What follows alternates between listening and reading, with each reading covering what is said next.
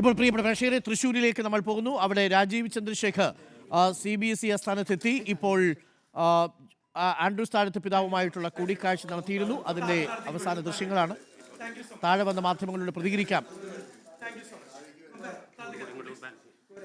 എന്നാണ് അറിയിച്ചിരിക്കുന്നത്. ഇപ്പോൾ ആൻഡ്രൂസ് താഴത്തെ പിതാവ് അരുൺകുമാർ ഇപ്പോൾ കൂടിക്കാഴ്ചയുടെ അവസാന ഘട്ടത്തിലേക്ക് കടന്നിരിക്കുകയാണ്. ഇതിനുശേഷം പുറത്തുനിന്ന് പ്രതികരിക്കാമെന്നാണ് BJP സംസ്ഥാന അധ്യക്ഷനും ആൻഡ്രൂസ് താഴത്ത് പിതാവും പറഞ്ഞിരിക്കുന്നത്. ഇപ്പോൾ പുറത്തെ ചർച്ച പൂർത്തിയാക്കി മാർ ടോണി നീലങ്കാവിൽ പിതാവുണ്ട്, അതുപോലെ തന്നെ മാർ ആൻഡ്രൂസ് താഴത്ത് പിതാവുണ്ട്, രാജീവ് ചന്ദ്രശേഖറുണ്ട്.